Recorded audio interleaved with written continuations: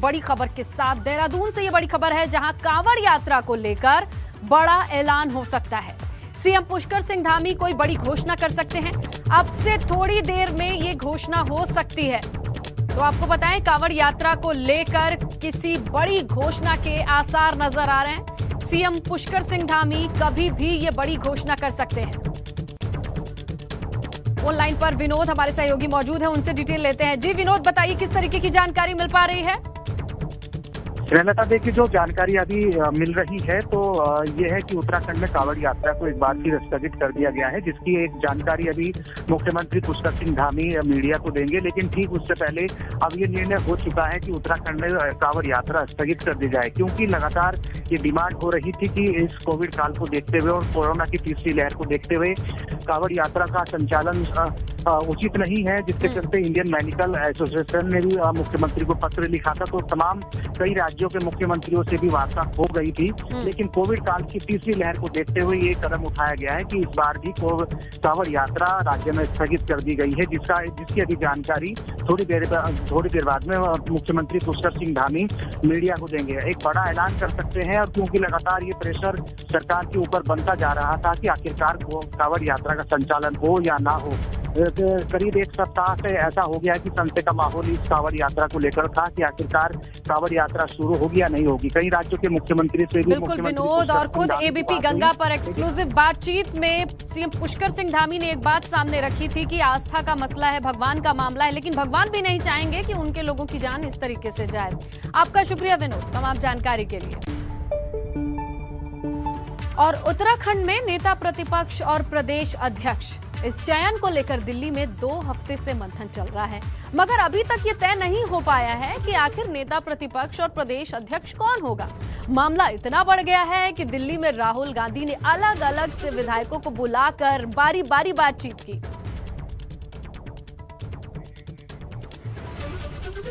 एक लाइन इधर बात कर लीजिए। सर एक लाइन सर रावत सर एक लाइन से सर 3 लाइन में बता दीजिए ये कब तक फैसला हो जाएगा। ड्राइवर साहब एक मिनट। मैं उम्मीद करता हूं कि अगले 3-4 दिन के अंदर हम फैसला कर लेंगे। सर मंत्रिमंडल में कोई फेरबदल, उसके लिए थोड़ा सा इंतजार। क्या प्रशांत किशोर जी कैप्टन साहब रावत साहब कैबिनेट रिशफल को लेकर कैप्टन अमरिंदर सिंह मीटिंग कर रहे हैं, मंत्री उनसे मिल रहे हैं, लगातार मीटिंग चल रही है। कैबिनेट रिशफल को लेकर कब तक हो जाएगा सर? अरे भाई आगे देखिए, उन्होंने कुछ बात की है, जो अधिकार है, जो प्रिविलेज है, उसको कोई नहीं ले सकता। तो लेकिन जो भी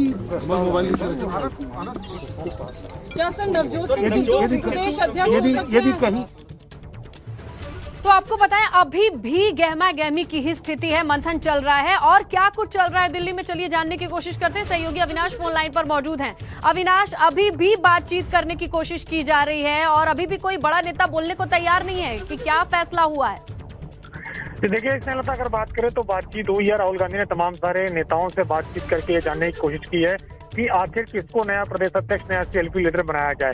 कल भी एक बार दौर की बातचीत हुई और आज भी दूसरे दौर की बातचीत हुई। 3 घंटे आज दिन भर में बातचीत हुई। इसके बाद तमाम सारे कांग्रेस के जो वरिष्ठ नेता उनके मन की बात को जाना गया। राहुल गांधी फिलहाल अगर ये बात करें तो पंजाब में जिस तरीके से अनिर्णय की स्थिति है उसके सबसे पहले वहां पे समाधान चाहते हैं, वहां पे मामला सुलझाना चाहते हैं। लिहाजा इसीलिए उत्तराखंड के मामले में भी थोड़ा देरी हो रही है। अगले 2 से 3 दिनों में उत्तराखंड में नया प्रदेश अध्यक्ष, नया सीएलपी नेता वो नियुक्त करेंगे। सभी नेताओं से वो बातचीत कर चुके हैं, लेकिन इधर कांग्रेस के जितने नेता हैं वो दिल्ली में ही जमे हुए हैं, क्योंकि उनको ऐसी उम्मीद है कि अगर वो दिल्ली छोड़ते हैं तो शायद उनकी पसंद का अध्यक्ष न हो या वो खुद अध्यक्ष न बन पाए। तो इसी उम्मीद के साथ सभी लोग दिल्ली में जमे हुए हैं। लेकिन राहुल गांधी ने फिलहाल अभी उत्तराखंड की बजाय पंजाब को प्राथमिकता दे रखा है। पंजाब का मामला जरा ये भी बताइए, प्रशांत किशोर भी आए, क्या अब लगता है कि पार्टी से बाहर किसी और की भी मदद मानी जा रही है? देखिए, कोई और रणनीति का काम करने पे काम करने की जरूरत है? जो प्रशांत किशोर राहुल गांधी घर पहुंचे थे वो पंजाब के मसले पर पहुंचे थे, क्योंकि पंजाब में जिस तरीके से नवजोत सिंह सिद्धू और कैप्टन अमरिंदर सिंह के बीच में तकरार है, प्रशांत किशोर को कैप्टन अमरिंदर सिंह ने अपना पॉलिटिकल एडवाइजर नियुक्त किया हुआ है। इसलिए वो बातचीत करने आए थे कि बीच का रास्ता क्या निकला जाए, जिसमें कि पंजाब के प्रभारी हरीश रावत वो मौजूद रहे हैं। इसलिए लिहाजा इस मीटिंग का उत्तराखंड से कोई मतलब नहीं था, क्योंकि नवजोत सिंह सिद्धू ने आज जो ट्वीट किया है, बिल्कुल। तो लेकिन अब कुल मिला के जो बड़ी बात वो यही है अविनाश की अभी भी सहमति की स्थिति नहीं बन पाई है। वही कमोबेश परिस्थिति है जो 2 हफ्ते पहले थी। आपका शुक्रिया तमाम जानकारी के लिए।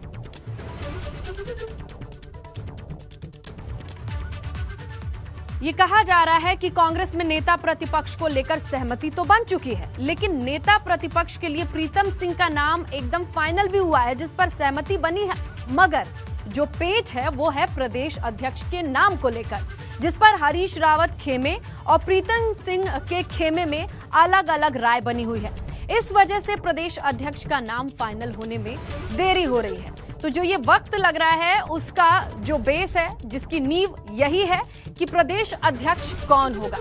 प्रीतम सिंह का नाम प्रतिपक्ष के लिए तो तय किया जा रहा है, लेकिन सहमति इनके खेमे की नहीं बन पा रही है कि हमें प्रदेश अध्यक्ष की कुर्सी चाहिए, वहां कौन होना चाहिए। वहीं हरीश रावत के ग्रुप से, गुट से जो जुड़े लोग हैं वो कहते हैं कि इस पर हमारे ही शख्स को काबिज किया जाना चाहिए, प्रदेश अध्यक्ष का जो पद है वो उनके खेमे में जाना चाहिए। और कुल मिला के यही कशमकश बना।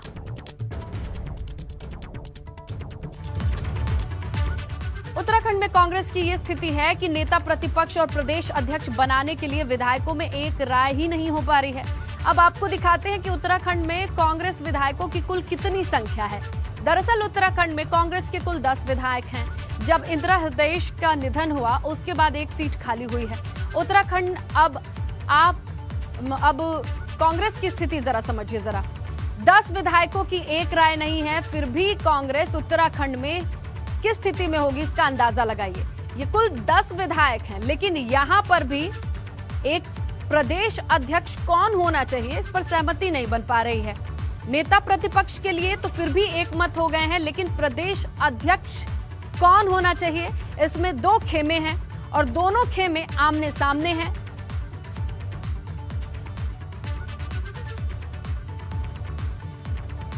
कांग्रेस के अंदर अब सबसे बड़ी सिरदर्दी गुटबाजी ही है, ये खुलकर सामने आ चुका है। प्रीतम सिंह अपने हिसाब से नेता को प्रदेश अध्यक्ष बनाना चाहते हैं, वहीं हरीश रावत अपने चहेते किसी नेता को प्रदेश अध्यक्ष की कुर्सी पर बिठाना चाहते हैं। यही वजह है कि हाईकमान भी कंफ्यूज हो गया है कि प्रदेश अध्यक्ष बनाए तो आखिर किसे बनाए। हरीश रावत और प्रीतम सिंह दोनों ही पार्टी में बड़ा कद रखते हैं।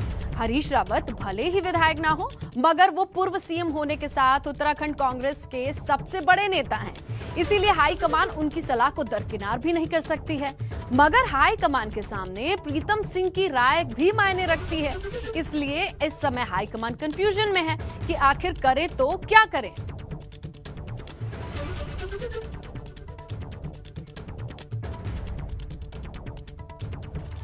ये थी कांग्रेस की कशमकश। आगे बढ़ते हैं, बात करते हैं आबकारी मंत्री यशपाल आर्या ने आबकारी विभाग के अधिकारियों के साथ एक बैठक की। इस दौरान पिछले 4 सालों में 93 करोड़ की वसूली नहीं हो पाई और मंत्री काफी नाराज माने जा रहे हैं। इस पर उन्होंने नाराजगी जताते हुए कहा कि अधिभार वसूली मामले में लापरवाही बरतने वाले अधिकारियों पर कार्रवाई की जाएगी। इसके साथ ही अवैध शराब के रोकथाम के लिए विभाग को छापेमारी तेज करनी चाहिए, ये भी आदेश है।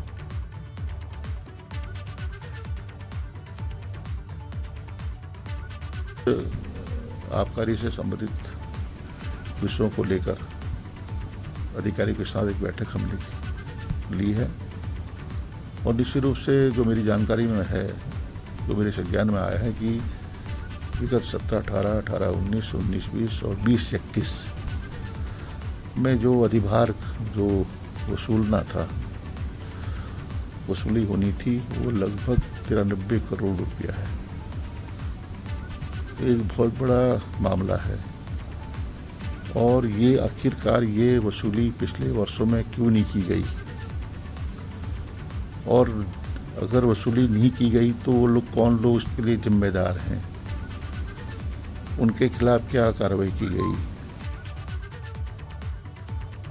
जहां एक ओर उत्तराखंड में वैक्सीन की कमी के चलते लोगों को वैक्सीन नहीं लग पा रही है, तो वहीं दूसरी ओर स्वास्थ्य मंत्री धन सिंह रावत ने एक बड़ा बयान दिया है।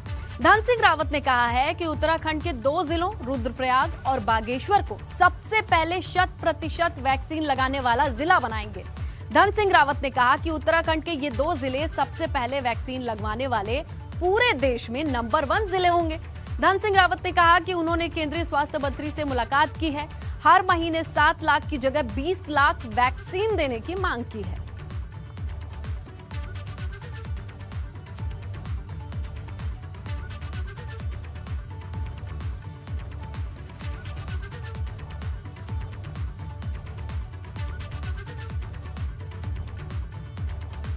काफ़ी चीज़ें हमने स्वास्थ्य के क्षेत्र में की हैं। कल मैं भारत सरकार के माननीय स्वास्थ्य मंत्री को भी मिलने गया था और मैंने उनसे आग्रह किया कि अभी तक हमको 7 लाख जो है वैक्सीन की डोज मिलते हैं पर डे के हिसाब से, पर मंथ के हिसाब से।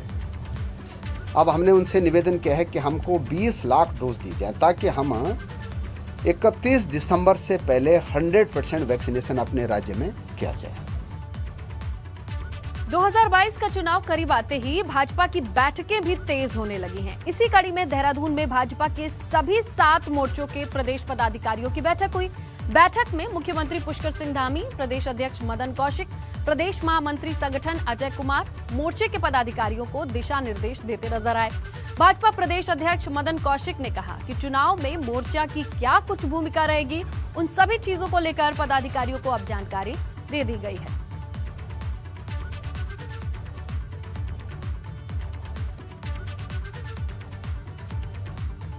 सभी मोर्चों के पदाधिकारी और अध्यक्ष और प्रभारी आज बैठक में थे।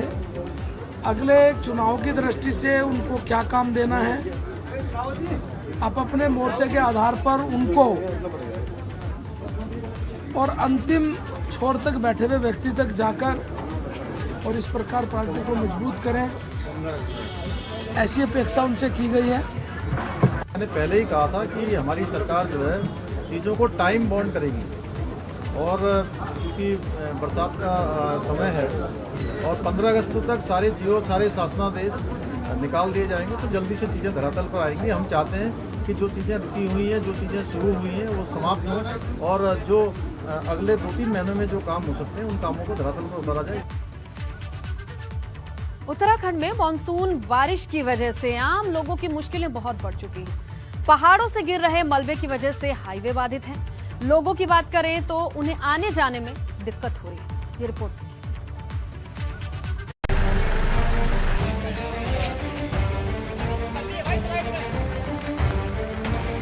मानसून की बारिश क्या बढ़ी, मानो देवभूमि में लोगों की मुसीबत ही आ गई। मसूरी में एक मकान का पुश्ता ढह गया, जिस वजह से एक पेड़ हाईवे पर आ गिरा। रास्ता संकरा होने की वजह से घंटों तक वाहनों की आवाजाही बाधित रही। फायर सर्विस की टीम ने पेड़ को काटकर हाईवे से हटाया, तब कहीं जाकर आवाजाही शुरू हो पाई। इस दौरान हाईवे पर वाहनों की लंबी कतार लग गई। उधर बारिश ने यमुना घाटी के लोगों की भी मुश्किलें बढ़ा दी। नौगांव गड़ौली मार्ग पर बरसाती नाला में पानी बढ़ गया, जिससे राहगीरों की मुश्किल बढ़ गई।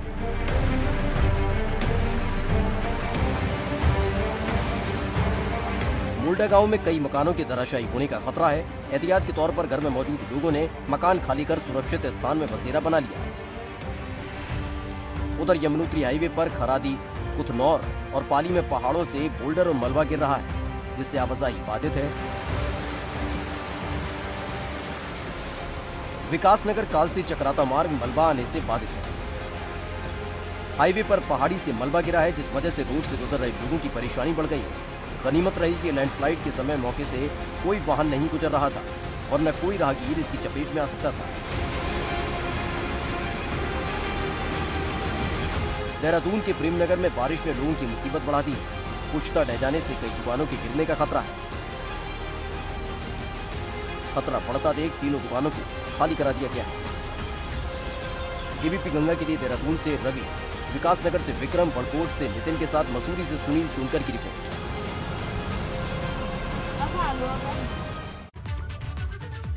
विकासनगर में चक्राता कालसी रोड पर लैंडस्लाइड हुआ है। लैंडस्लाइड का एक बेहद ही खौफनाक वीडियो सामने आया है, जिसे देखकर दिलों में दहशत पैदा हो रही है। देखिए जरा किस तरीके से पहाड़ी का एक बड़ा सा हिस्सा धीरे धीरे करके दरक रहा है, नीचे गिर रहा है। इस वक्त यहाँ गनीमत ये रही कि कोई भी गाड़ी नहीं थी, वहां कोई से गुजर नहीं रहा था, वरना ये दूर से लिया गया वीडियो आप अंदाजा लगाइए कि पास से कितने बड़े बड़े बोल्डर और मलबा अचानक से गिरने लगे होंगे सड़क पर।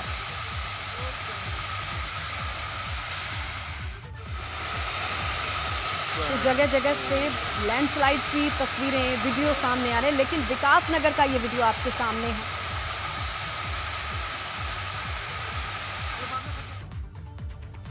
अब आपको लैंडस्लाइड की 2 खतरनाक तस्वीरें दिखाते हैं। पिथौरागढ़ के धारचूला में पहाड़ी से भूस्खलन की तस्वीर सामने आई है, तो वहीं खुमता ग्राम पंचायत में बारिश से भूस्खलन हुआ है और कई पैदल मार्ग क्षतिग्रस्त हुए हैं। वहीं दूसरी तरफ बड़कोट में भी नेशनल हाईवे पर मलबा है, वो बाधित है। ये दो तस्वीरें आपके सामने पिथौरागढ़ और बड़कोट से। लगातार बारिश और उसके बाद पहाड़ों के दरकने की ये तस्वीरें।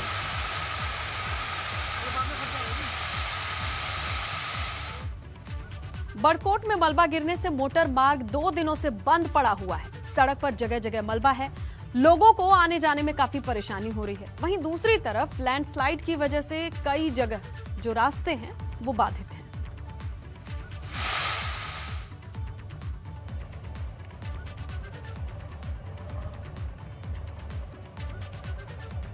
बात हल्द्वानी की, जहां गर्भवती महिला को ले जा रही एम्बुलेंस हादसे का शिकार हो गई।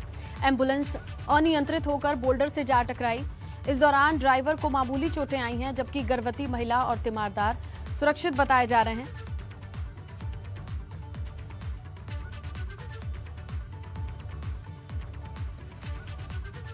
देवस्थानम बोर्ड को लेकर तीर्थ पुरोहितों का धरना जारी है। अलग अलग धामों में तीर्थ पुरोहित धरने पर बैठे हुए हैं। इस समय पुष्कर सिंह धामी सीएम ने कहा कि इसे लेकर अब पुरोहितों से बातचीत की जा रही है। उत्तराखंड सरकार होश में आओ। उत्तराखंड के 4 धामों में तीर्थ पुरोहित 33 दिन से धरने पर हैं। 4 धाम के पुरोहित देवस्थानम बोर्ड को रद्द करने की मांग पर अड़े हैं। इसलिए तीर्थ पुरोहितों की नाराजगी अब आंदोलन का रूप ले चुकी है। गंगोत्री धाम में तीर्थ पुरोहितों ने गंगा मंदिर के बाहर परिक्रमा कर नाराजगी जताई।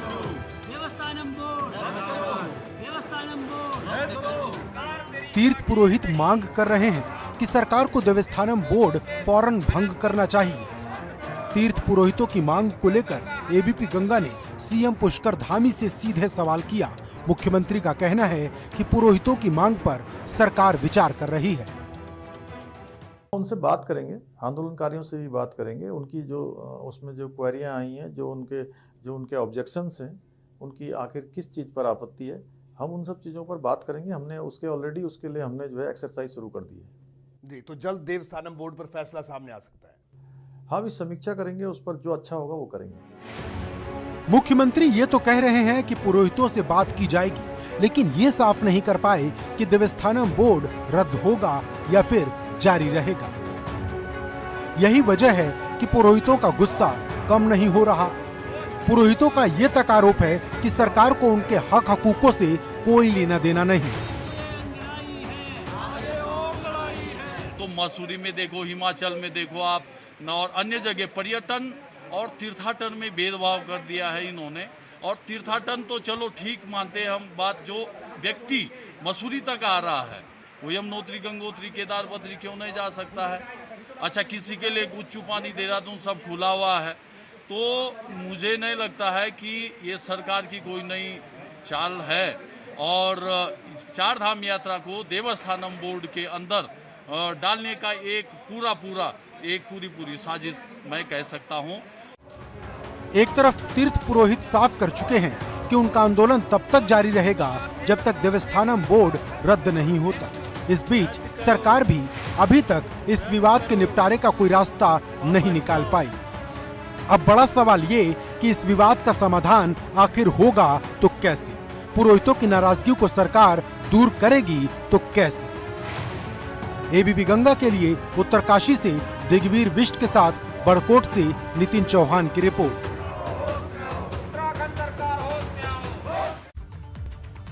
आइए बात कर लेते हैं कोरोना अपडेट की। आज कोरोना के उत्तराखंड में 44 नए मामले आए हैं और आज कोई भी मौत नहीं हुई है कोरोना से, ये एक अच्छी खबर है। जबकि 144 मरीज ठीक होकर डिस्चार्ज हो चुके हैं।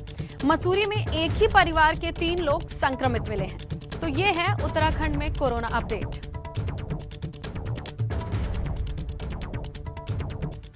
हरिद्वार के ज्वेलरी शोरूम में हुई डकैती मामले में पुलिस ने खुलासा कर दिया है। पुलिस ने ताऊ गैंग के लीडर सतीश चौधरी समेत 5 बदमाशों को गिरफ्तार किया गया है।